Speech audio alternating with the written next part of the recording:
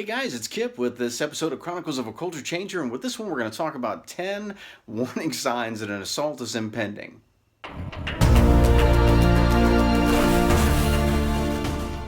So number 10, that's that uncooperative attitude. Were they uncooperative when you got there? Did they start, just being uncooperative as far as physical activity, what they were saying? They're not really threatening you, or they're not really doing anything aggressive towards you. They're just being uncooperative. It's a pretty good indication.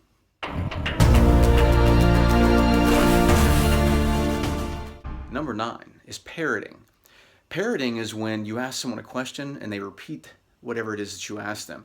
The danger in parroting is that if you say, hey, what's your name? And they go, what's my name?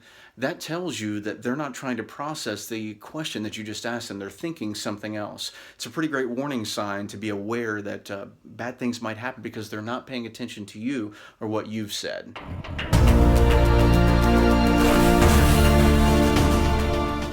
Number 8, perceived disrespect. Do they think like you're challenging their street cred? I mean, are they doing the chihuahua, the bark, bark, bark, and you're not backing away? Being belittled, they're talked down to, they're disrespected in public. This can be a key indicator if you start seeing that, especially if they tell you, man, why you disrespected me? Something like that is a pretty good indicator that they're getting angry.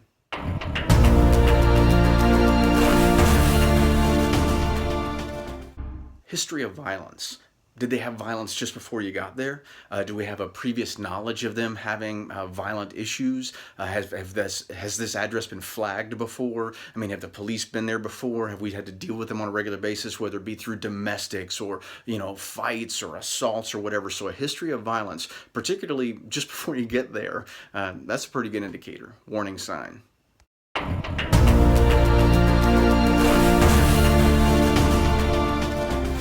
Intimidation. Intimidation is where there's, words to try to cause an alarm, but there's an option like, I'm gonna kick your ass if you don't let me out of this ambulance. I'm gonna beat your ass if you don't take this IV off. I'm gonna cut your throat if you don't untie me. Those are intimidation because they're giving you those options. Gavin DeBecker is someone who really does a fantastic job of separating the difference between intimidation and threats.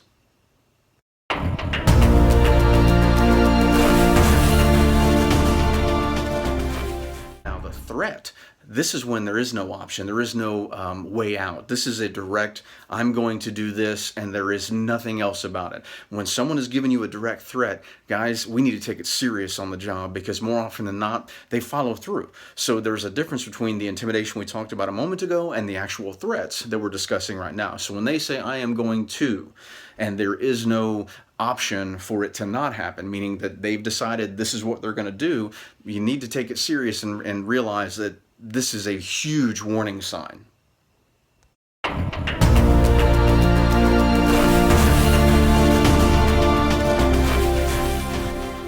This one we find a lot of danger in. Perceived custody.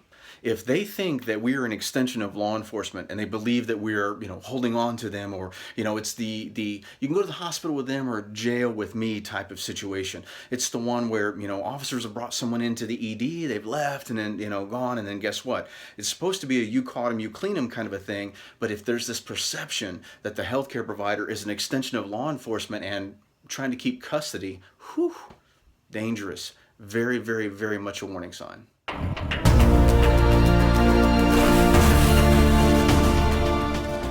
Hands down, the leading incident in which a criminal assault occurs in medicine is always, always, always during a restraint situation.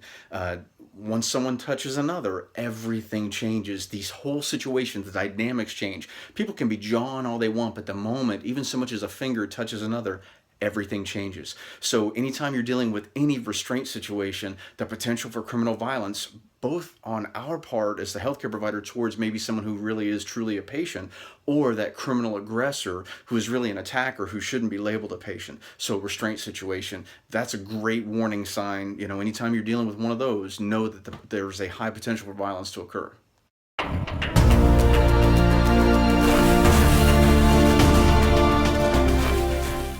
Number 2. You didn't think I was going to go on here without having this in it, right? Alcohol or drug intoxication. Man, work the streets for any amount of time, and we deal with those folks. The danger and the warning sign with this is that they have the roller coaster of emotions. They can be cool 1 minute, crying 1 second, angry the next, and so it's this roller coaster, and the unpredictability of how they can behave means it's a pretty good indicator that there is a potential for violence to occur.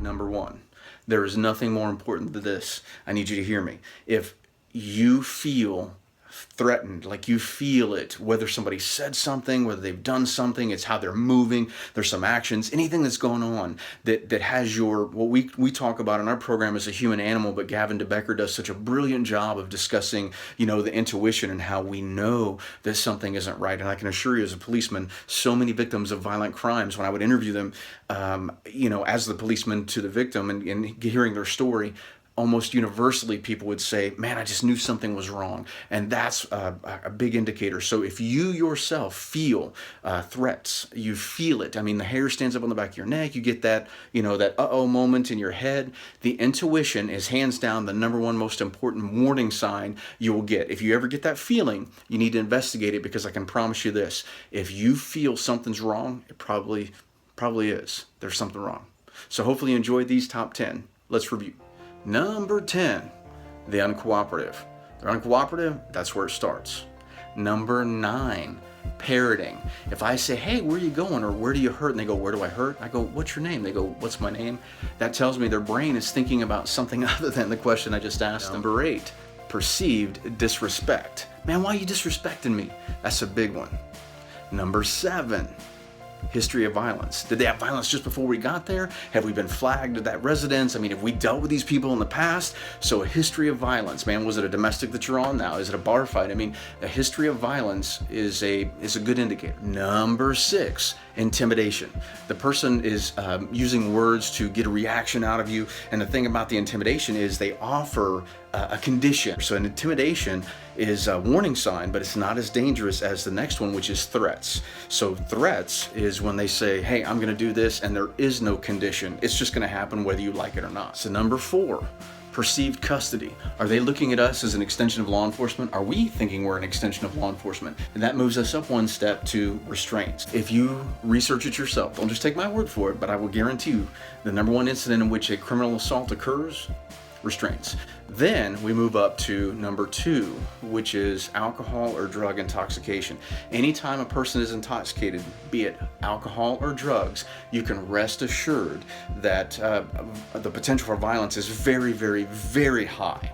And then the last but not least, and the most important, is your intuition. If you get that feeling that something isn't right, it's what's going on here? It's just a moment in time.